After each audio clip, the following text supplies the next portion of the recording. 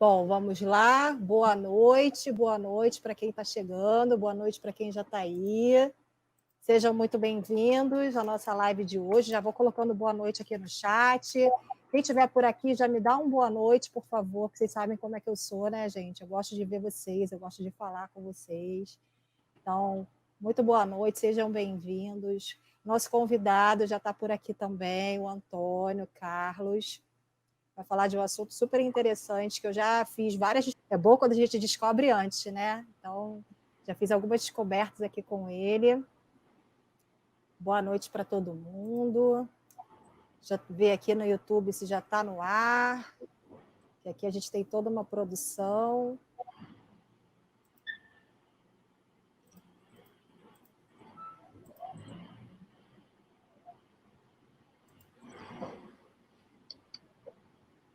Acho que já estamos, sim. Deixa eu.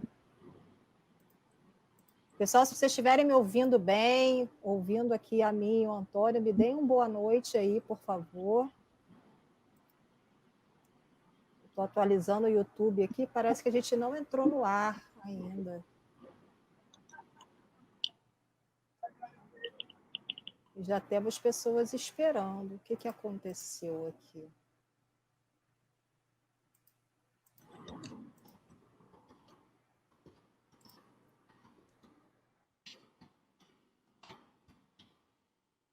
Agora foi.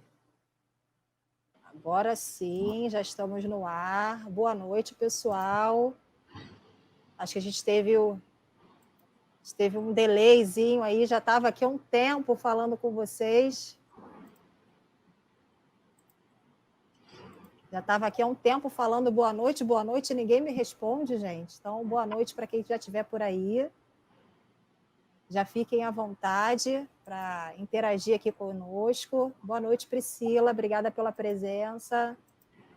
Então, já fiquem conosco aqui. O nosso convidado já está por aqui também, o Antônio, para falar com a gente sobre empresas familiares, sobre sucessão de empresa familiar.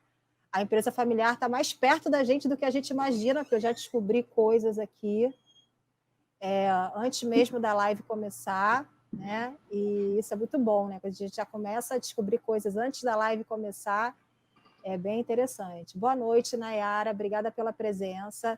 Pessoal, eu já vou dando os nossos recados aqui, então, se você ainda não é inscrito no canal, se inscreve no canal, assina, coloca lá para, né, aperta lá no sino de notificação, porque a gente está sempre na terça e na quinta por aqui. Então, coloca lá que aí o YouTube vai te sinalizar que a gente vai estar aqui nesse bate-papo, sempre, né, trazendo uma informação para você, trazendo troca de experiências, trazendo um convidado que tem uma experiência aí de mercado para trazer assuntos bem relevantes e importantes para vocês. Então, essa é uma iniciativa do canal Integra, uma iniciativa da EA, para a gente poder aí levar, né, conteúdo de qualidade para vocês. A gente já passou aí das paredes da empresa, como a gente falou. A gente já agora, esse canal ele já é feito por amigos dos amigos, pelos nossos familiares. Então, divulga, compartilha. Se alguém poxa, teve uma live lá no canal do EA, legal, vai lá ver, indica o nosso canal. E a participação de vocês é muito importante e fundamental para o nosso trabalho aqui, tá? Então, sem mais delongas, estou bem, Nayara, estou bem, obrigada. A gente já está íntimo aqui. Sem mais delongas, para a gente começar esse bate-papo aqui, eu estou com o Antônio Carlos de Moraes. Ele é professor da Fundação Getúlio Vargas, especialista em gestão, né, em governança. Ele é mestre, né, em gestão empresarial, administrador, contador. Ele vai contar um pouco da história dele, porque eu não vou tirar tudo, né? Não vou falar tudo, né, que ele já tem aí de formação, né? Porque ele tem uma história bem bonita aí para passar para vocês, e a gente percebe que essa história é desde muito, muito criança, né, Antônia? E aí, já agradeceu, Antônio, obrigada pela participação, pela disponibilidade de você estar aqui com a gente, né? O canal é seu, fica à vontade, tá? Interage aí com o pessoal. E o pessoal já está interagindo, né? Isso que é legal.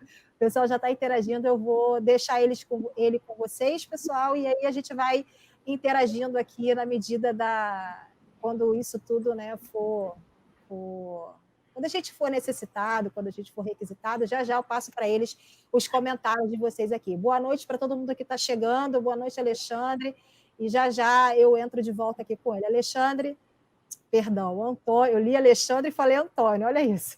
Antônio, fica com a galera aqui, tá? Seja muito bem-vindo ao nosso canal. Boa noite a todos, sejam muito bem-vindos. Estava aqui lendo os comentários. Primeiramente, né, pessoal, é muito bacana, gratificante falar sobre empresas familiares, é uma paixão que eu tenho, é um amor que eu tenho muito grande por esse assunto. Eu trabalhei com a minha família, ao longo aí dos últimos 15 anos, eu venho me dedicando a esse assunto, a essa área. Me identifiquei muito com um comentário aqui que a Priscila já fez, antes mesmo do nosso bate-papo aí. Eu já quis muito ser herdeira de alguma empresa grandiosa. Aí ela coloca risos. Mas nós vemos tantos herdeiros que querem seguir o próprio rumo e não podem para poder administrar os negócios da família.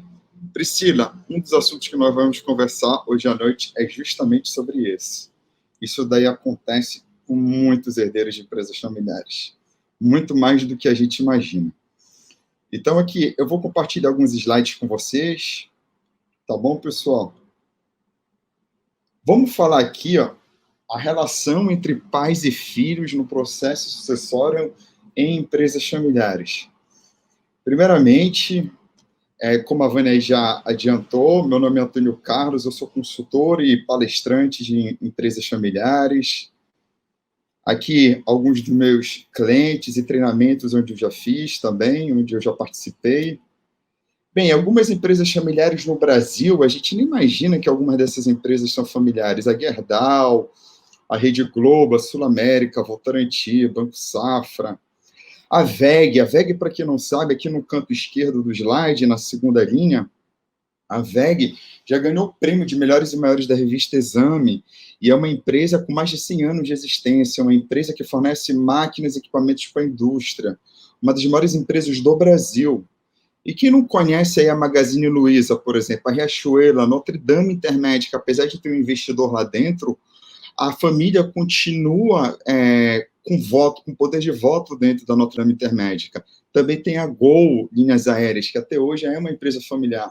Então, várias dessas empresas têm capital aberto na Bolsa de Valores, mas elas continuam ainda sob propriedade familiar. A família domina ainda o conselho de administração e a família ainda toma as principais decisões estratégicas dessas empresas, mesmo com investidores e capital externo. Aqui algumas empresas familiares estrangeiras que a gente nem imagina que são familiares, mas são Toyota, a Ford. A Ford detém apenas 5%, a família Ford detém apenas 5% das ações da empresa. Mas é um tipo de ações lá na Bolsa lá de Valores dos Estados Unidos que faz com que a família Ford detenha o controle e tome as principais decisões referentes à empresa. A Michelin, o Walmart e a Heineken. A Heineken conseguiu algo raríssimo. Ela está, se eu não me engano, na 5ª ou na 6ª geração. Gente, estatísticas mostram que apenas 30% das empresas familiares chegam à 2ª geração e apenas 5% chegam à 3ª geração. Ou seja, é praticamente impossível chegar na 3ª geração. E a Heineken conseguiu chegar na 5ª. E ela tem orgulho de dizer que é uma empresa familiar. Ao contrário de muitas empresas no nosso país que ainda não têm esse orgulho de dizer que é empresa familiar, não é isso? Em alguns países eu percebo, por exemplo, na Espanha, na Argentina, países onde eu tive maior contato, eu percebo que algumas empresas lá gostam, inclusive, de colocar no seu rótulo que elas são empresas familiares. Isso traz orgulho e um diferencial para elas no mercado. É isso mesmo. Elas têm esse diferencial nesses mercados. O Santander, que é uma empresa familiar, a Fiat, a Samsung, a Zara, Tetra Pak, Lego, Faber-Castell, eu fui estudar o case dessas empresas. Saber por que essas empresas elas dão certo. E por que a maioria das empresas familiares não dá certo? Não é isso? E levar esse conhecimento para os meus clientes, que é fundamental fazer esse benchmark e conhecer na prática o que acontece com essas empresas aí, que são empresas de sucesso, empresas que conseguiram aí uma projeção nacional e internacional, assim, acima da média. Pessoal, eu fiz um pequeno levantamento aí. A metade das empresas campeãs do prêmio Maiores e Melhores da Exame é empresa familiar. São essas que estão aí embaixo, a metade. Então, a gente tem aquela ideia de que empresa familiar não pode ser bem administrada, que empresa familiar é sinônimo de conflitos, de problemas, que empresa familiar é só dor de cabeça, que é muito estresse e que é impossível ter uma boa gestão numa empresa familiar. Não, a gente tem que tomar cuidado em generalizações. Mas, realmente, é muito difícil não generalizar, eu sei disso, porque, geralmente, nós estamos cercados de empresas familiares imersas em conflitos, em desentendimentos, em problemas de gestão, e a gente acaba achando que a maioria das empresas familiares são assim. E realmente são, principalmente entre micro e pequenas empresas. Mas também tem aquelas empresas familiares que se destacam. E se elas superaram egos, vaidades, conflitos, jogos de poder para alcançarem no nível que elas estão, a sua empresa muito provavelmente também consegue, desde que você tome alguns cuidados, que nós vamos falar aqui na nossa noite, no nosso encontro. Aqui é a metáfora do empreendedor, né? Uma vez o monge e o seu discípulo estavam andando e, de repente, eles viram uma raposa perseguindo um coelho. O discípulo virou para o monge e disse assim: eu aposto como a raposa vai pegar o coelho. Aí o monge disse: não, é o coelho que vai se safar. Aí a raposa corria para tentar pegar o coelho, corria. Aí o coelho corria ainda mais. Aí, de repente, o coelho fez uma manobra, deu um rodopio, saiu para um lado, a raposa escorregou e ficou a ver navios. Aí o discípulo virou para o mestre dele e perguntou: mestre, por que você tinha tanta certeza que o coelho ia se safar? Aí ele respondeu: porque a raposa ela estava correndo pelo pão de cada dia, mas o coelho ele estava correndo pela vida dele. A gente vê muito isso acontecer com empresas familiares, as empresas familiares correndo pela vida todo dia, e é assim que elas conseguem sobreviver. É aquele empresário, é aquela família que está preocupada se não vai ter dinheiro para pagar folha de pagamento amanhã, se está com medo de um fornecedor ligar mais tarde, cobrando uma nota fiscal, um boleto, enfim, é um documento, um contrato que ou não foi cumprido ou não foi pago no mesmo dia. É o tempo todo as empresas familiares lutando para sobreviver. Quando você empreende, você tem aquele sonho, né? Eu quero ser empreendedor, quero realizar meus sonhos, meus desejos, eu quero proporcionar melhores condições para minha família, eu quero ter mais tempo para mim, eu quero dar uma volta ao mundo, quero comprar minha casa, mas você começa a empreender, aí começa a ser uma luta. Começa a ser uma dificuldade. A empresa te consome cada vez mais. Você chama o familiar, o filho, um parente, um primo, por exemplo, um tio, e começam as divergências. Você fez a empresa para proporcionar melhores condições de vida para sua família, mas acaba acontecendo totalmente o oposto. A família começa a se desestruturar, os desentendimentos começam a acontecer, os conflitos emergem e por aí vai. Então você se vê como um coelho, o tempo todo correndo de várias raposas, sejam familiares, sejam governo, seja de fornecedores, sejam de clientes, somente para pagar o pão de cada dia. E não para realizar os seus sonhos, que lá atrás, no início, quando você sonhava em empreender, você estava cheio de desejos, ambições e sonhos. E que agora parecem talvez muito distantes de serem alcançados. Ou se são alcançáveis, você alcançar esses sonhos não são tão prazerosos como antes, porque o estresse é muito grande, muitas vezes, em trabalhar em família. Vamos conversar mais sobre isso no nosso encontro de hoje. A minha história eu gostaria de contar para vocês rapidamente. Eu comecei a trabalhar com o meu pai, na empresa dele, com 7 anos de idade. É um colégio que vai do maternal ao cursinho pré-vestibular. Eu ia assistir às aulas do meu pai de língua portuguesa, e eu tinha o maior prazer de assistir às aulas dele. Obviamente, eu não entendia nada do conteúdo, mas eu já entendia o brilho nos olhos do meu pai, a maneira como ele engajava funcionários e alunos. E quando eu não estava em sala de aula, eu estava no escritório dele, vendo como ele despachava assunto com fornecedores, alunos, professores, ou então estava na gráfica da escola, ajudando a produzir, imprimir e a distribuir esse material didático em sala de aula para os alunos. Ou então estava na sala dos professores, ajudando a distribuir cafezinho, né, servir cafezinho para os docentes. Enfim, eu amava estar lá. Só pelo fato de eu estar perto do meu herói, eu já me divertia.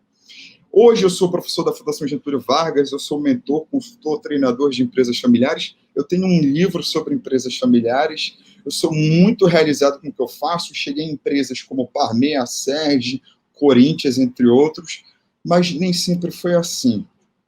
Eu comecei a trabalhar ali na empresa do meu pai, eu fui crescendo, fui me desenvolvendo. Eu comecei a perceber alguns desafios que a gente enfrentava, por exemplo, aquele funcionário que a gente sempre apostava, acabava decepcionando a gente. Quando estava tudo organizado, estava tudo indo muito bem, de repente vinha uma ação trabalhista ou vinha um outro problema que a gente tinha que resolver, uma dor de cabeça. Ou então havia muita mistura de assuntos pessoais e profissionais. Por exemplo, no horário do almoço, ao invés da gente falar somente sobre assuntos pessoais, a gente dentro de casa, a gente só falava de trabalho, de trabalho, de trabalho. Às vezes, a gente falava, inclusive em aniversários sobre trabalho, aniversários que a gente participava, a gente participava de familiares, a gente estava falando sobre trabalho. Eu lembro de uma situação bem interessante, que a gente estava esperando uma reunião acontecer, uma reunião muito importante da empresa, que ia ter reflexos por anos na vida da empresa. A gente ia decidir ali questões muito estratégicas. Minutos antes de começar a reunião, nós estávamos conversando sobre um churrasco de um aniversário, que era referente a um aniversário de um primo nosso que ia acontecer no domingo. Ao invés de a gente estar focado ali no trabalho, a gente estava falando de assuntos pessoais. Então, a mistura de assuntos pessoais e profissionais era muito grande. A resistência a mudanças era muito grande. Dar uma ideia era um parto. Era uma dificuldade. Dar uma ideia, meu Deus do céu. Hoje se fala muito inovação. Muita inovação, inovação, inovação. Mas a resistência a mudanças parece que é maior. Diante da complexidade que o mundo está, parece que a resistência aumentou, ao invés de algumas empresas se abrirem mais para a inovação. Algumas empresas conseguiram se abrir, mas outras ainda resistem muito. Então, eu comecei a ver muitos desses problemas no colégio do meu pai. O meu pai e os sócios resolveram abrir uma faculdade, só que os problemas aumentaram tanto que 10 anos depois eles venderam a faculdade. E a empresa do meu pai também não é uma empresa familiar tradicional, é uma empresa multifamiliar. O que é uma empresa multifamiliar? É aquela empresa onde você tem 2 ou mais sócios que não são parentes, mas cada um coloca filho, sobrinho, neto para trabalhar, ou seja, de várias famílias. O que torna tudo ainda mais complexo. Uma empresa multifamiliar, você tem que pisar em vários ovos e não quebrar nenhum.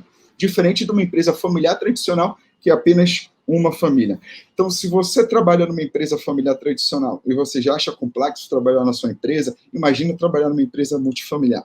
Assim era o nosso colégio e a nossa faculdade que foi vendida posteriormente.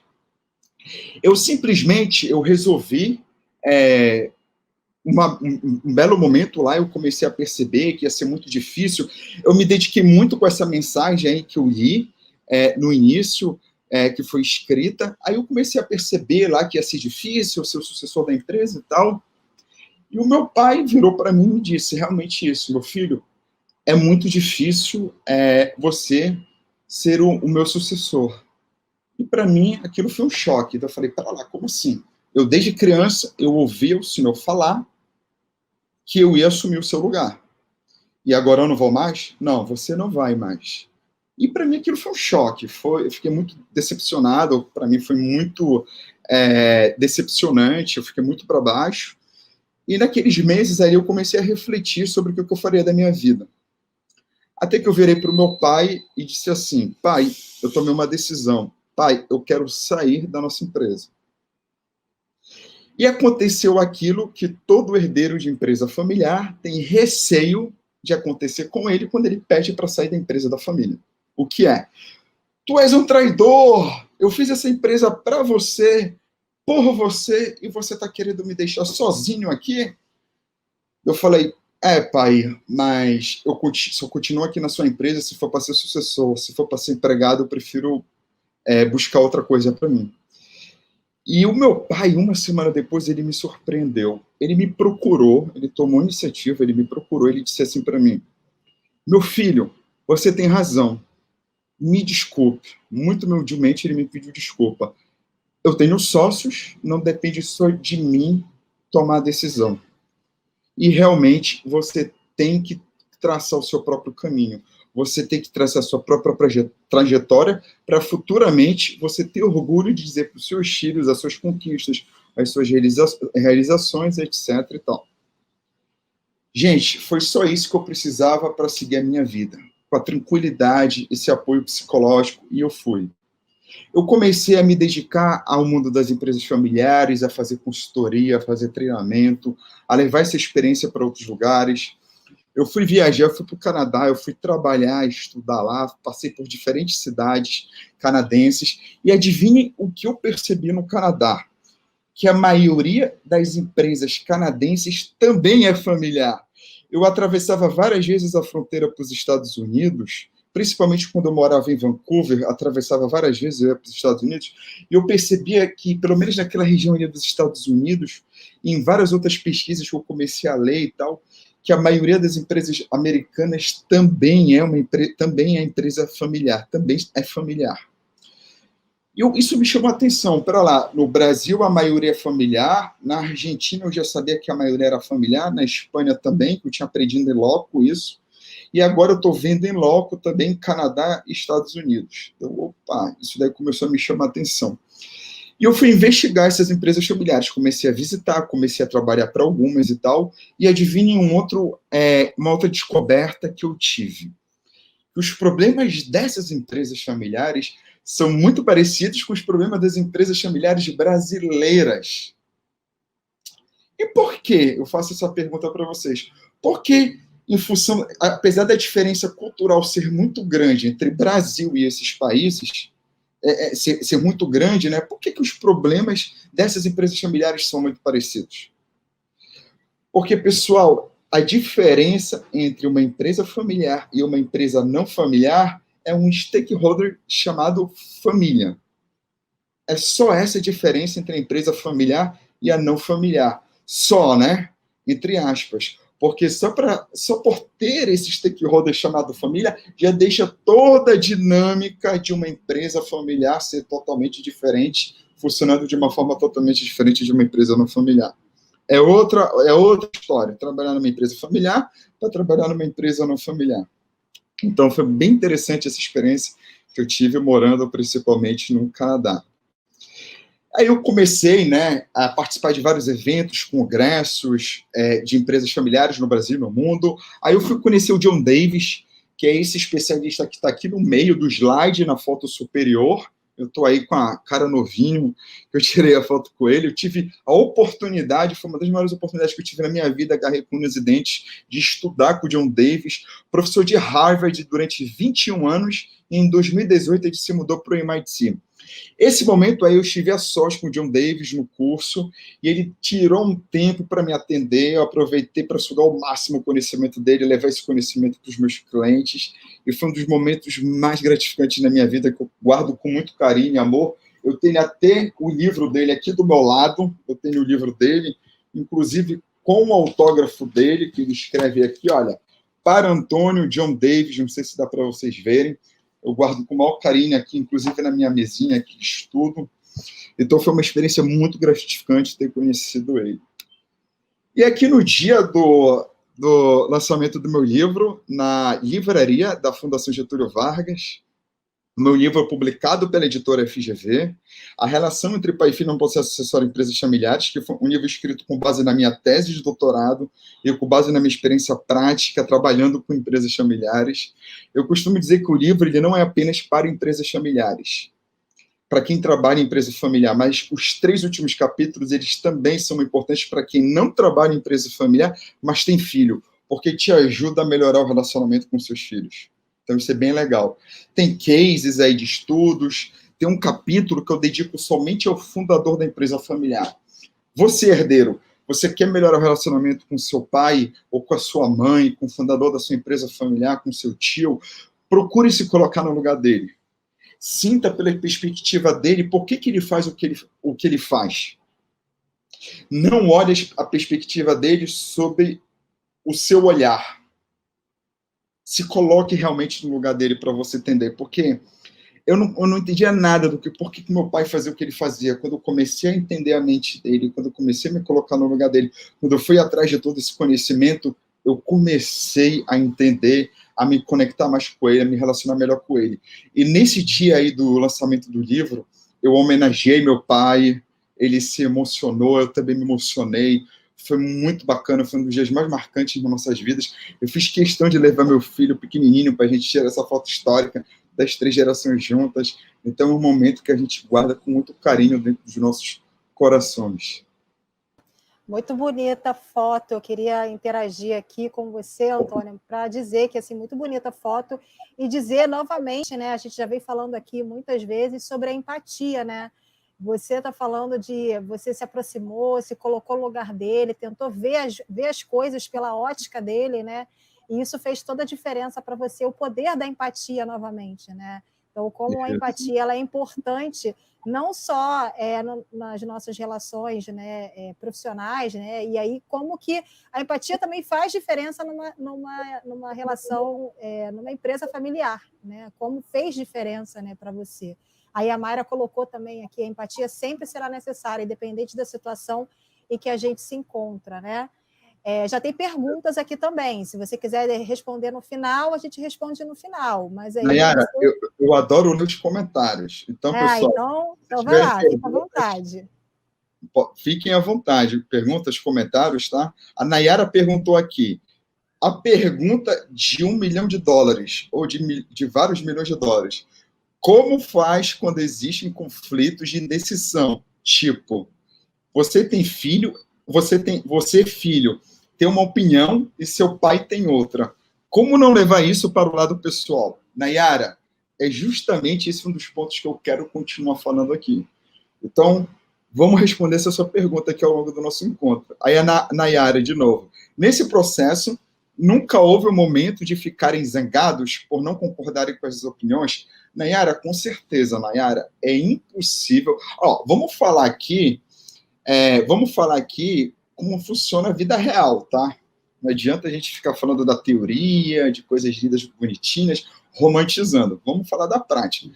É claro que nós tivemos desentendimentos, mas o mais importante é que a gente não deixava isso ultrapassar o próximo nível.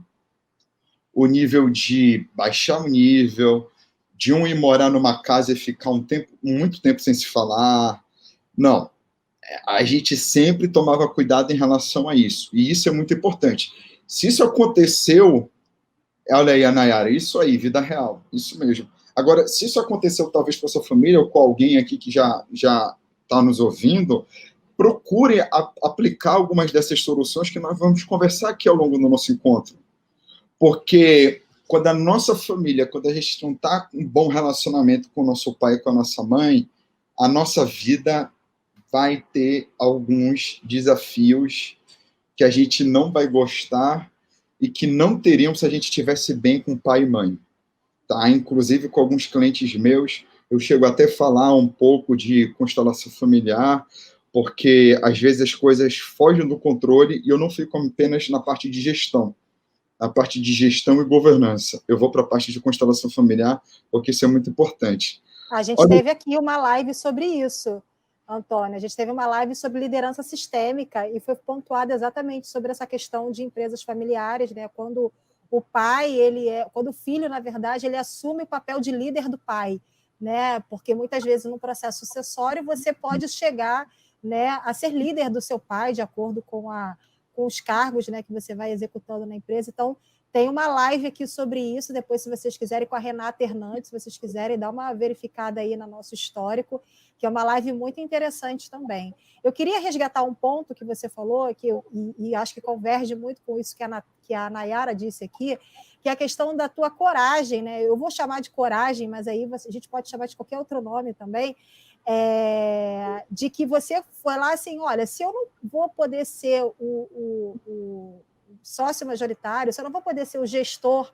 né, o gerente, o presidente aqui dessa empresa que você construiu, pai, eu quero criar o meu caminho, né? Eu quero trilhar o meu caminho. e da humildade do seu pai de, no primeiro momento, ele não aceitar isso muito bem, mas depois, no segundo momento, falar, não, é isso mesmo.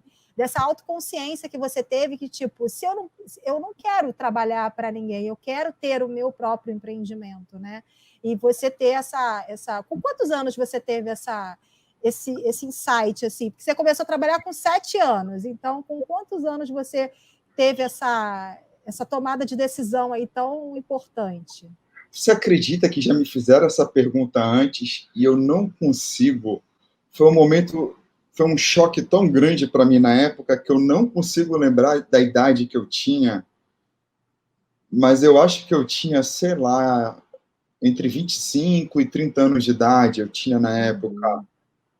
Talvez entre 25 e 28, para a gente tentar diminuir mais um pouco esse intervalo aí. Mais ou menos essa época aí. Mais ou menos essa época. Mas eu queria frisar isso mesmo, essa autoconsciência de tipo, não, isso eu não quero para mim, eu quero uma outra coisa. E às vezes, né, a gente tende a ir pelos caminhos mais fáceis, né? Então, vou ficar aqui, né, na empresa do meu pai, mesmo que ela seja uma empresa multifamiliar, como você explicou muito bem. Não, mas é do meu pai, né? Eu vou ficar aqui. É mais fácil ficar aqui do que explorar o mundo, desbravar as coisas, né? Explorar outras possibilidades, né? Isso, com certeza.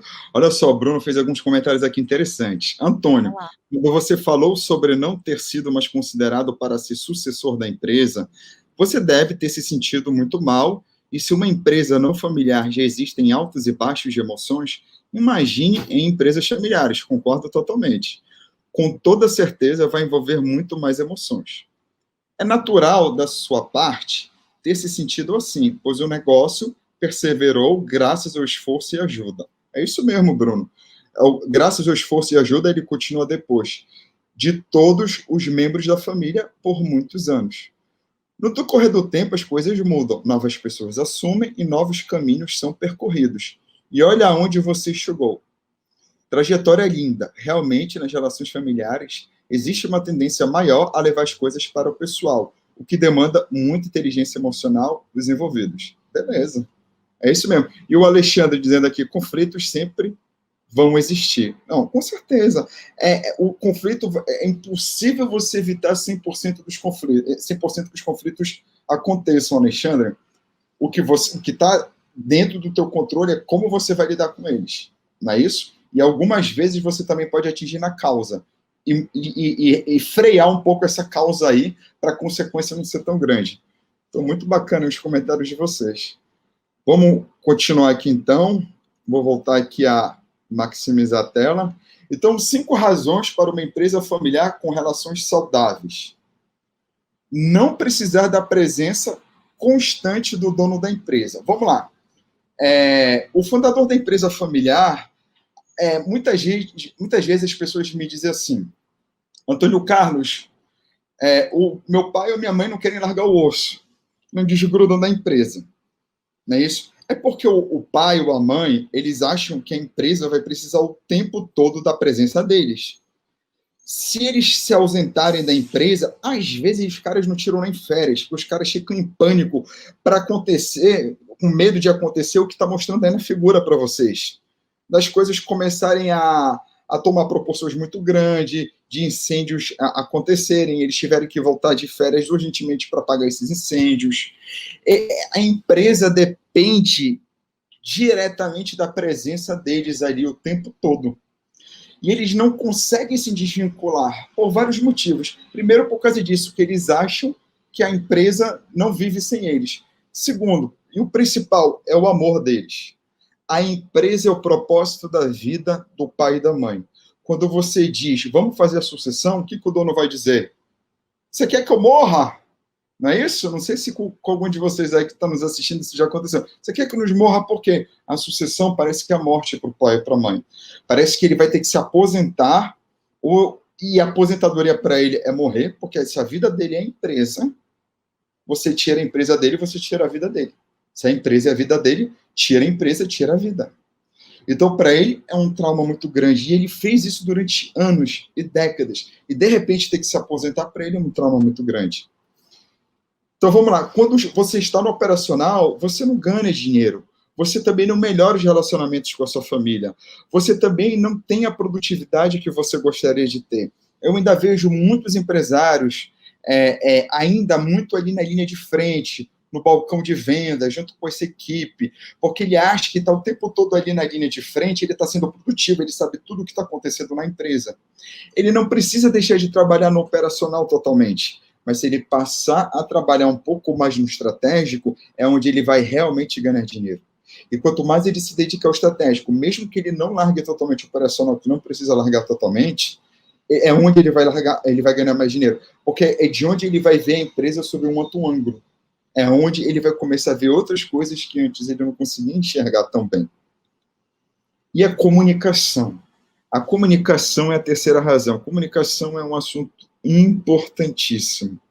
Um dos maiores problemas da empresa familiar é a falta de comunicação. E é incrível como a comunicação ela é subestimada. Ou, às vezes, as pessoas nem sabem que a comunicação... Né? Às vezes, ela não é nem subestimada, porque as pessoas, às vezes, nem sabem que a comunicação existe e que ela deve ser valorizada nas empresas familiares. Por exemplo, você já vivenciou na sua empresa familiar aquela situação assim, eu presumi tal coisa, você falou uma coisa, eu entendi outra. Isso daí já aconteceu para você? Coloque aí no chat para gente. Ou então, você está terminando de almoçar, aí o teu irmão vira para você e diz assim, eu quero logo adiantar aqui algumas coisas, aí ele descarrega ali assuntos da empresa dentro de casa, ao invés de esperar chegar num ambiente propício para passar aquela comunicação. A comunicação efetiva, ela depende também do ambiente. Se você fala alguma coisa profissional dentro de casa, ou vice-versa, essa comunicação tem um potencial muito grande de ter ruídos. E principalmente quando você fala. Quando você fala. Você está ali na igreja, aí você cochicha no ouvido. Pai, eu lembrei de tal coisa.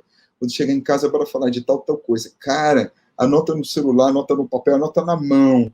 Mas não fala daquilo num momento tão importante quanto aquele momento ali de confraternização, união dos seus membros da sua família. É a questão do foco. Você está no momento pessoal, foca ali só em curtir, como aquele churrasco com a sua família, enfim, se envolva ali com seus filhos. Se você está na empresa, é só trabalho. É questão de foco. O foco ele é algo hoje muito fácil de ser entendido, mas pelo fato dele ser muito fácil de ser entendido, a importância de se ter foco, ele é muito subestimado. É muito subestimado e as pessoas rapidamente perdem o foco.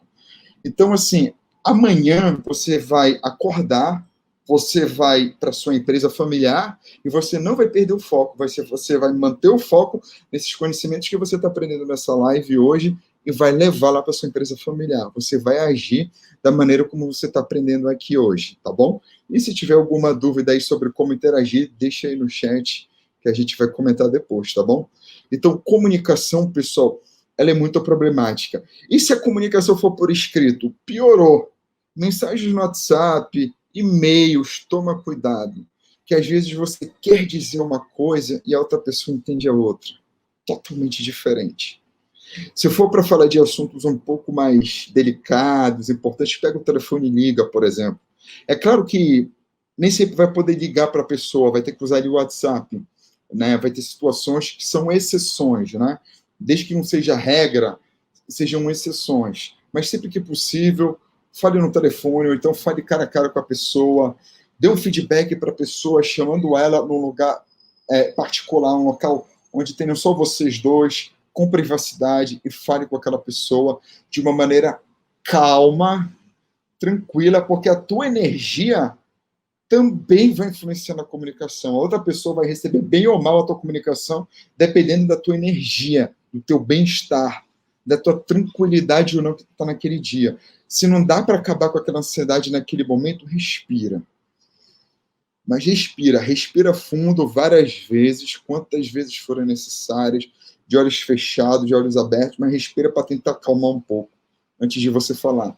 Então, você se comunicar com membros da família, ainda mais que essa mistura de assuntos pessoais e profissionais, e as pessoas levam tudo para o lado pessoal em algumas empresas, a comunicação se torna ainda mais importante.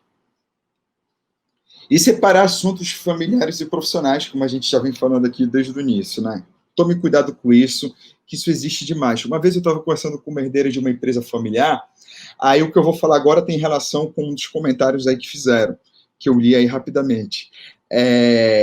Uma herdeira, ela virou para mim e disse assim, Antônio Carlos, o meu pai, ele fala comigo de uma maneira muito dura. E eu fico magoada dessa maneira tão dura que ele fala comigo. A gente chega em casa, eu não consigo separar as coisas. Eu entro no meu quarto, eu me tranco e fico lá dentro. Eu não quero saber de falar com ele. Ela me contou isso. Eu entendo a situação dela. Mas a gente também entende o lado do pai. Porque tem pais que são assim, eles querem exigir mais dos filhos para provarem para as pessoas que os filhos estão lá por competência e não pelo fato de serem membros da família. Eles deram um emprego para os filhos pelo fato de serem filhos, pelo fato de serem da família. Agora, se manter no emprego vai depender da competência. E os pais querem mostrar, até para terem a consciência tranquila de que os filhos estão lá por competência, para sentirem orgulho dos filhos. E também os pais querem ter segurança para ver se os filhos são as pessoas ideal para tomar conta do amor da vida deles, que é a empresa. Então, assim, quando a gente começa a entender o lado do fundador, a gente começa a se conectar com ele e começa a fazer sentido em relação ao por que ele faz o que ele faz.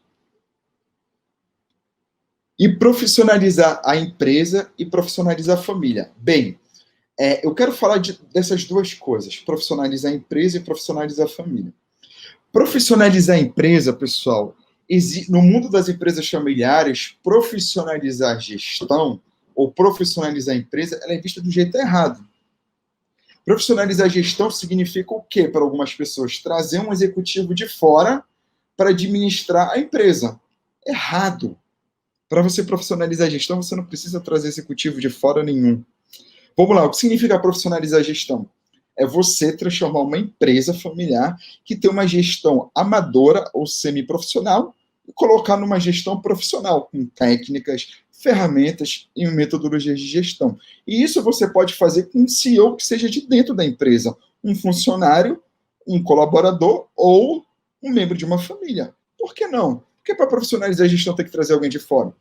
E quando você traz um executivo de fora e ele tem um currículo ali que é mais ou menos ali, está nivelado, está equilibrado com o herdeiro da empresa familiar, qual dos dois você vai escolher? Escolhe o herdeiro. Por que você vai escolher o herdeiro? Porque o herdeiro já conhece a empresa familiar. Ele já conhece os meandros. Então, escolhe esse cara, que você já tem meio caminho andado, ele já conhece a cultura da empresa. Faça isso. Então, vamos lá, profissionalizar a gestão não tem nada a ver com trazer executivo de fora. Muita gente por aí fica dizendo sobre isso. Inclusive, no meu Instagram, eu até fiz, no meu canal do YouTube também, eu fiz um vídeo falando sobre isso. Profissionalizar a gestão não significa trazer executivo de fora. Se traz executivo de fora por vários outros motivos, que não seja único exclusivamente apenas para profissionalizar a gestão. Porque se você tiver alguém preparado dentro da empresa para isso, com a devida competência, com a devida habilidade, interesse de trabalhar na empresa, você pode profissionalizar a gestão através dessa maneira. E o que significa profissionalizar a família? Vamos lá. Profissionalizar a família é algo que ainda é raro de ser falado. Vamos falar sobre isso. Profissionalizar a família significa o seguinte: é você ter uma família de gestores, de executivos, de pessoas que se veem como profissionais e não apenas como membros de família. São pessoas que não necessariamente levam os assuntos para o lado pessoal. É você transformar, isso faz parte do meu propósito de vida, transformar empresas familiares em famílias empresárias. Qual é a diferença? Justamente essa. A família empresária é uma empresa familiar que se transformou numa família empresária.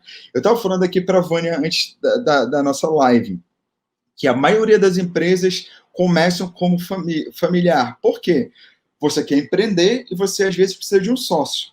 Quem que você vai convidar para ser seu sócio? Alguém que você confie muito. E tem alguém que você confie mais do que alguém da sua família? Não. Então, você convida alguém para ser seu sócio, alguém que seja da sua família. Beleza. Então, começar uma empresa familiar é fácil. Agora, transformar essa empresa familiar em família empresária é difícil. Família empresária é uma empresa familiar de alta performance. São famílias que batem metas, que sabem separar muito melhor assuntos pessoais e profissionais. Não levam os assuntos por lado pessoal. Quando fazem uma crítica com o objetivo de ser uma crítica construtiva, de te melhorar e não de te destruir. É uma família que sabe colocar os interesses da empresa acima dos interesses da família, e não o contrário. Então, é um outro nível de empresa familiar. Aquelas empresas que eu mostrei nos meus primeiros slides, aquelas empresas se transformaram em famílias empresárias.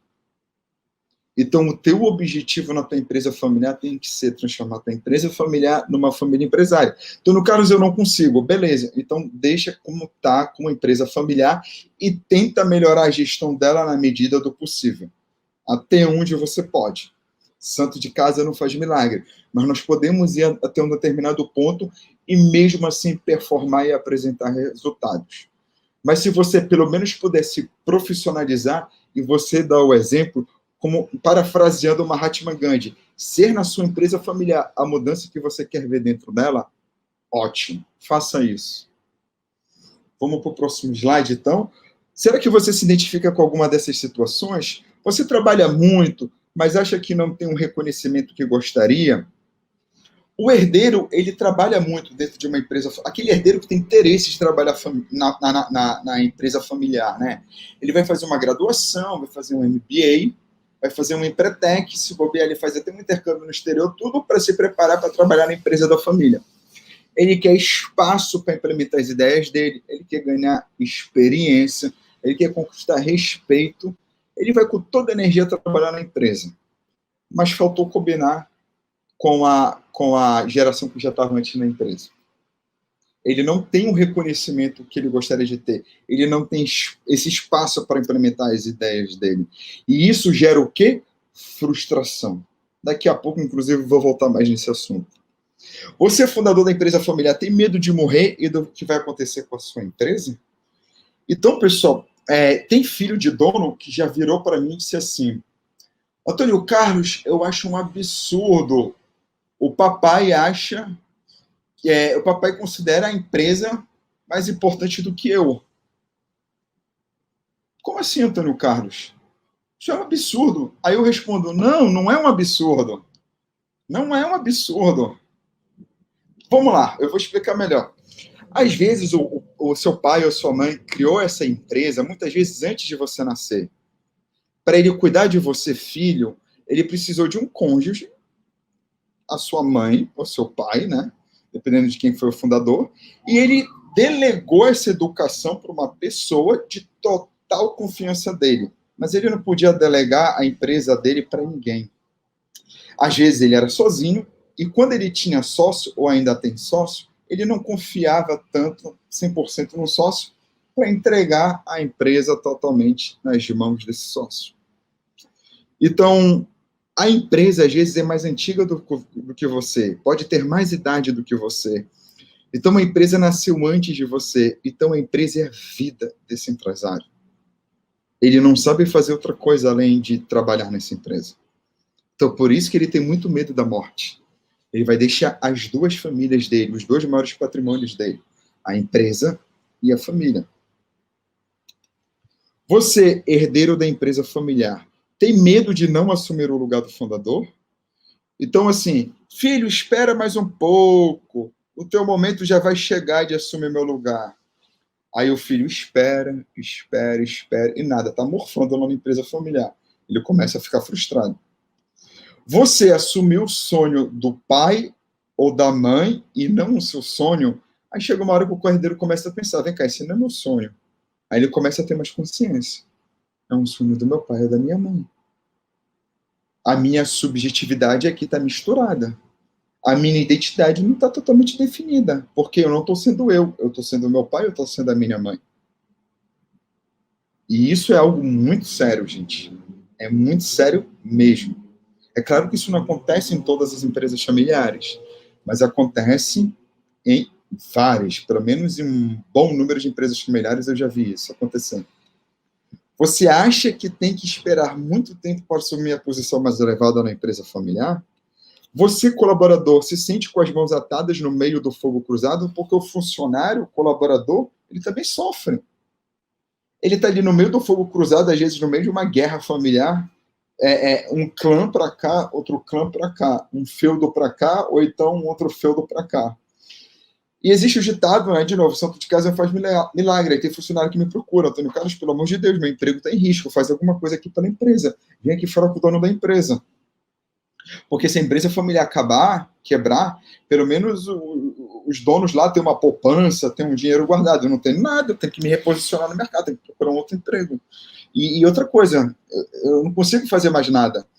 Não consegue fazer mais nada porque, às vezes, em algumas empresas familiares, esse funcionário, as pessoas já sabem que ele já está tomando partido e defendendo um dos lados da história. E a outra parte da família já não apoia tanto aquele funcionário, porque já vem esse funcionário defendendo um dos elos da família. Olha só que interessante também o lado do colaborador, desse stakeholder importante. Então, por que você ainda não está tendo os resultados que gostaria? 5 armadilhas que as empresas familiares se metem. Tenta bater de frente. O filho diz, lá vem um sermão. Parece que quando eu era criança, papai e mamãe acham que eu ainda sou criança, me trato como criança, inclusive na frente dos funcionários. Aí o filho também rebate. Água mole e pedra dura, tanto bate, tanto fura. Aí o herdeiro vai lá com o pai, mostra planilhas de Excel, relatórios, faz uma apresentação, tudo para persuadir o fundador da empresa familiar a aceitar as ideias dele. Entra por um ouvido e sai por outro. Esse que é o resultado. Aí tem a frustração. Aí isso dá margem a desentendimentos. Desentendimentos são comuns. Temos que tomar cuidado quando esses desentendimentos vão a conflitos. Aí que mora o problema. A gente tem que tomar muito cuidado com isso. E as interferências. Poxa, eu não tenho liberdade para trabalhar aqui na empresa do papai e da mamãe. O tempo todo tem alguém que vem aqui me dar um pitaco. Ou é o papai, ou é a mamãe, ou é o tio, ou é o primo, ou é um funcionário. Eu quero ter liberdade, eu quero implementar minhas ideias, mas eu não tenho. Puxa, eu não consigo ser eu mesmo. Eu não tenho meu espaço. E os pais também reclamam das constantes interferências, dizendo assim, tu acha que eu desaprendi contigo? Foi. Tu acha que tu sabe tudo? Tu acha que só você é o atualizado? Não é isso? Muitos pais dizem isso. Ah, quer dizer que eu virei um dinossauro, quer dizer que eu não sei mais de nada. Eu construí tudo isso, então eu não sei mais de nada. Então, tem muitos pais que acabam dizendo isso. Aí o herdeiro, ele começa a ter dúvidas sobre o que fazer. Porque o tempo vai passando, e a carreira do herdeiro não vai deslanchando. Aí ele começa a ficar em dúvida, assim. Por que ele começa a ficar em dúvida? Porque, às vezes, tem herdeiros de empresas familiares que casam, têm filhos e continuam como empregado dos pais, sendo que o objetivo desse herdeiro era assumir o lugar do pai ou da mãe. E ele vê esse sonho cada vez mais distante. Espera mais um pouco, a tua hora vai chegar. Mas o cara espera e nada. Então o herdeiro que tem interesse em trabalhar na empresa familiar, ele começa a ficar em dúvida. Será que eu continuo aqui na empresa dos meus pais, da minha família, para ser colaborador? Será que eu continuo aqui, mas continuando com o objetivo de ser o CEO, o presidente, o diretor, o líder principal dessa empresa? Será que eu saio daqui para buscar uma carreira numa multinacional, mas eu tenho medo da reação da minha família? Ou será que eu saio daqui para empreender? O herdeiro começa a ficar confuso, ele começa a pensar, o que eu faço na minha vida? A minha vida está parada, são muitos conflitos. O que eu aprendo na faculdade, no MBA, eu não consigo colocar em prática aqui. Eu tive uma ideia, eu fiz um benchmark com uma empresa está fazendo XYZ, a minha empresa vai e faz A, B e C, faz totalmente o oposto. Então isso começa a gerar muita frustração no herdeiro. E também começa a gerar no fundador. De novo, ele abriu essa empresa para realizar os sonhos da família. O que ele menos faz é realizar e prover a família do jeito que ele gostaria de prover. Então ele começa também a ficar desmotivado, né? Ao invés de ter mais união, começa a haver desunião na família. E às vezes, né, a gente tem que deixar a borboleta sair sozinha do casulo dela. Porque era uma vez um cara que ficou com pena da borboleta. Ele ficou com pena da borboleta. Ele foi lá e pegou uma tesoura e cortou o casulo. Só que sabe o que aconteceu com essa borboleta? Ela começou a sair do casulo, saiu, se espatifou no chão. Morreu. O que a gente aprende com essa metáfora? Que às vezes a gente tem que aceitar que com nossos filhos, os nossos pais, passem por algumas experiências, que é só através dessas experiências que eles vão aprender. E a gente está o tempo todo dando pitaco, colocando o dedo em algumas feridas, que a gente tem que tomar cuidado para não colocar. Às vezes a gente ama muito uma pessoa e quer lá, por causa desse amor, a gente quer lá ajudar, a gente quer lá aconselhar. Não é isso? A gente ama, a gente não consegue ficar sem falar. Às vezes a gente até pode ir lá e falar, não tem problema não, mas para alguns desafios, a gente tem que deixar a pessoa sair sozinha do casulo dela. E ela florescer e voar tão lindamente quanto uma borboleta. Você trabalha pelo seu sonho e quando o seu sonho está te matando? E o que fazer nesta crise? Essa crise que nós estamos vivendo, a pandemia, toda crise tem oportunidades. Independentemente se são muitas ou poucas, você precisa encontrar oportunidades ao invés de ficar focando nos problemas. Que quando a gente foca em problemas e dificuldades, a gente só vê dificuldades e problemas. Sempre vai ter um concorrente em qualquer setor que ele vai estar focando muito mais nas oportunidades. E quando a crise passa, esse concorrente pode ser que ele esteja muito mais na frente da gente. E antes da pandemia ele estava muito atrás. Então, qual é a maneira como você está se relacionando com essa crise? Como é que você está ressignificando essa crise? Ou você ainda não parou para ressignificar essa crise? 3 passos simples para você começar a implementar agora na sua empresa familiar. Invista em treinamentos e mentorias. Faça isso o mais rápido possível. Que no Brasil a gente tem uma resistência ainda muito grande de buscar ajuda externa. Ah, eu já sei de tudo, um dia a gente vai fazer isso. Ah, mas se já soubesse de tudo, já pudesse fazer isso, já teria feito. Então, assim, é muito caro. Não, caro é estar na situação que está agora.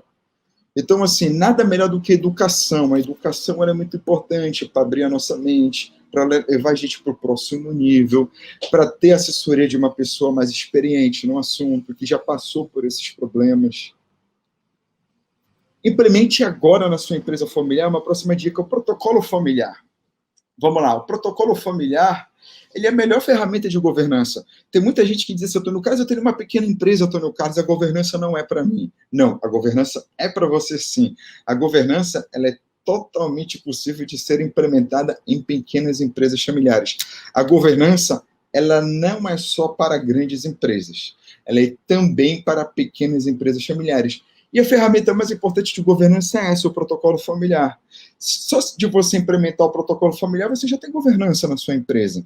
Existem basicamente 2 tipos de governança, a governança familiar e a governança corporativa, que é usada pelas empresas que estão na Bolsa de Valores. Implemente a governança familiar na sua pequena empresa, e principalmente essa ferramenta protocolo familiar, que é um documento onde você vai colocar lá como vai se dar as relações entre os membros da família com a empresa, para blindar, proteger a sua empresa familiar dessas interferências de relacionamentos, de egos, de problemas que possam vir prejudicar a sua empresa familiar. Então, é muito importante você ter pelo menos um protocolo familiar. E o protocolo familiar, ele pode vir a evoluir e se desenvolver e se transformar num conselho de família. Ao invés de você colocar os familiares no dia a dia da sua empresa, para não interferirem, para não prejudicarem o andamento, você pode colocar todos ou alguns no conselho de família. Dar treinamento para eles, dar o apoio necessário que eles precisam e por aí vai. Pessoal, nós vemos muito nas empresas familiares casos como esses, tanto dentro quanto fora das empresas familiares. Sou MBA em conflito familiar, de Jaime Garfinkel, do Porto Seguro. Olha só, empresário contou como ajudou a transformar o sonho do pai em uma grande companhia. O cara teve que lidar com tantos conflitos que o cara diz que se virou especialista nisso. O inferno dos Belt. A família, dona do grupo paulista Splice, briga por uma fortuna estimada em mais de 3 bilhões de reais. Nessa disputa, a matriarca Heloísa foi interditada e um inquérito policial apura se houve evasão de divisas e sonegação. Não deixe, gente, a sua empresa familiar passar por isso, independentemente do porte, do segmento e da região de atuação da sua empresa. E até fora das empresas familiares, envolvendo famílias, por exemplo. Na empresa familiar do Timaya, Carmelo não quer que o meio-irmão, Léo, criado como filho do cantor, se beneficie da obra do artista. Então, aí o título, A Guerra dos Herdeiros de Timaya. Os irmãos simplesmente não se falam, infelizmente. É muito triste de ver isso em famílias. Gugu Liberato, os bastidores da guerra pelo patrimônio de 1 bilhão de reais. A trágica morte do apresentador causou conflitos entre Rose, mãe de seus 3 filhos, e os parentes do ídolo da televisão. O João Gilberto, o grande músico, histórico de brigas na justiça, divide a família do músico. Disputas entre filhos e ex-mulher remontam a dívidas por turnê cancelada em 2011. Alberto Safra, uma das empresas familiares mais conhecidas do Brasil, deixa banco após racha bilionária na família. Lançamento da carteira digital do Safra provocou um racha entre os irmãos Alberto e Davi. Agora Alberto deixa o negócio oficialmente. Então, para finalizar nossa palestra aqui, nossa live, nosso encontro, eu pergunto para você, qual é o seu propósito de vida? O que te faz acordar todos os dias de manhã cedo para trabalhar, para ir para sua empresa familiar, seja em home office, seja no escritório? Muita gente pode dizer assim, eu, Antônio Carlos, eu acordo todos os dias porque eu tenho contas para pagar, eu tenho família para sustentar, porque eu preciso de um emprego. Ok, todas essas perguntas, todas essas respostas são importantes, mas elas ainda são insuficientes. Tem que ter alguma coisa aqui dentro do teu coração pegando fogo, pegando incêndio, que te faça te impulsionar, ir para frente, com toda a tua energia, com todo o teu amor, teu tesão, e que algo que te faça trabalhar, inclusive, se for de graça e doente, se você precisar trabalhar. Transforme a sua empresa familiar no seu propósito. Ressignifique a maneira como você se relaciona com a empresa familiar. É sim possível fazer isso. A empresa familiar, ela tem que ser uma ferramenta de união e harmonia entre os membros da família, e não uma ferramenta de desunião e de conflito entre os membros da família. Pessoal, um grande abraço a todos. Eu fico aí disponível aí para mais comentários. Vou ter o maior prazer de ler as perguntas de vocês nos comentários. Mas desde já um beijo no coração e desde já agradeço a Vânia pela oportunidade. Nós que agradecemos, Antônio. Realmente a gente teve aí muitos conhecimentos, né, sobre as empresas familiares. Como eu falei para você no início, eu não tinha tanto conhecimento assim de que a gente tinha tantas empresas familiares assim no Brasil e fora do Brasil também, né? A gente vê que a gente talvez seja até bem parecido com economias de primeiro mundo, né, como o Canadá, que você citou, enfim, e outros países que você citou, que são hoje economias grandiosas, e nós somos tão parecidos, né? Então, assim, você deu dicas aqui muito relevantes. Eu queria só puxar um pouquinho, voltar uma fala sobre quando você falou de treinamento e mentoria. Às vezes, nessas empresas familiares, né, existe, como você falou, o preconceito, né, de trazer um consultor, de trazer, né, uma consultoria externa, né? Mas uma pessoa de fora vai apontar os problemas e vai treinar e vai fazer uma mentoria com a gente. E sim, né, isso de fato acontece. Eu já passei por uma consultoria, né, uma consultoria grande aí, trabalhando numa empresa de capital aberto, né, era uma empresa familiar, mas e a consultoria ela deu outro olhar, ela deu outra visão, foi algo muito importante. Então, para essas empresas familiares entenderem que em treinamento e mentoria a gente tem que estar lá na planilha de investimento e não na planilha de custo, né? Às vezes a gente, né, quando ela não é uma despesa, ele é um investimento que com certeza lá na frente você vai resgatar esse investimento né, às vezes a gente não consegue tangibilizar ali na hora o que o investimento num treinamento, numa mentoria vai fazer vai dar de ganho para a empresa, mas com certeza lá na frente isso vai ser mensurável, isso vai ser tangibilizado para os donos e para os herdeiros da empresa. Então, assim, queria só te agradecer. Pessoal, se alguém tiver alguma dúvida, coloquem aqui, por favor, né, no nosso chat. Muito obrigada pela tua presença, Antônio. Eu vou colocar aqui já, gente. O Antônio, ele tem um link no Instagram, né? Eu vou colocar aqui para o pessoal ver, ó. E aqui dentro desse link, a gente tem todos os contatos do Antônio, né? O contato do WhatsApp, o contato do Instagram, contato do YouTube. Então, a gente tem todos os contatos dele aí, vocês podem acessar, tá? E o nosso canal também, o Integre A, né? Então, no Instagram, se você ainda não segue a gente lá, segue a gente aqui também no nosso canal. E muito obrigada, Antônio, pela tua participação, pela tua presença. O pessoal está agradecendo, parabenizando. Posso ler aí rapidinho, Vânia? Fica à vontade. O meu slide ainda está compartilhando aí com vocês? Eu coloco aqui para vocês agora. Pronto. Está aqui, ó. Aqui está alguns dos meus contatos. Eu tenho um grupo no WhatsApp, Vânia, falar aqui bem rapidamente dele. Claro, fica à vontade. É um grupo gratuito que eu posto conteúdo lá praticamente todos os dias, interajo, tiro dúvida das pessoas. É um grupo que tem um foco falar sobre pais e filhos dentro de empresas familiares. A gente fala sobre relacionamento, comportamento, gestão, governança, entre outros assuntos.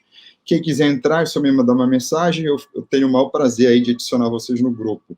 Vamos tirar aqui as dúvidas, que comigo é assim, não pode ter dúvida. Vamos lá, Nayara. Aqui, a partir de qual foi o último comentário que nós lemos? A gente leu do Bruno Daniel, aí a partir da Yamara aqui tem alguns comentários. Aqui, eu achei. Tá aqui. O Bruno disse assim, pelo menos eu acho que eu achei. Vamos lá.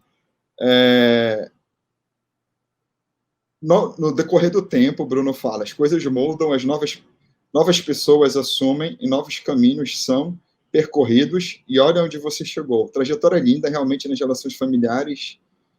Isso daqui eu acho que eu já li, né? Você já foi, isso.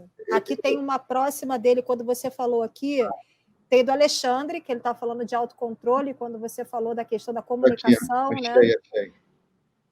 Achei. O Alexandre falou do autocontrole que tem que ter. Aí a Mayara falou, mensagem de WhatsApp é muito complicado. Ela falou, verdade, a interpretação vai da pessoa que lê. O Bruno, realmente é complicado, pois pode gerar interpretações totalmente diferentes, dependendo de como quem estiver lendo a mensagem estiver se sentindo naquele momento. Aí a Patrícia, tem que ter muito controle emocional e argumentação para trabalhar em empresa familiar. Muito boas dicas. Parabéns, Antônio Carlos, sempre arrasando, a Rosana disse. O Alexandre, obrigado, Antônio, foi ótimo esse bate-papo. Aí, felicitações, né? Parabenizações. Bruno, muito obrigado pelas palavras de inspiração. Antônio, muito sucesso, viu? Foi muito interessante. Aí a Mayara, obrigada, foi maravilhoso. A Nayara também agradecendo. Agora eu vou dar um print aqui bonito. Pronto. Então é isso. Ótimo. Obrigado, pessoal. Foi um prazer aqui falar com vocês sobre esse assunto que eu sou apaixonado. Eu que agradeço. Muito obrigada, Antônio, novamente. Pessoal, muito obrigada a vocês que estiveram aqui no canal com a gente até agora, tá bom? Um beijo grande. E a gente retorna já já. E aí, um outro dia, a gente vai mandar para vocês aí nos nossos canais. Fiquem ligados com os novos assuntos, né, das próximas lives, tá bom? Beijo grande. Tchau, tchau. Tchau, tchau, pessoal.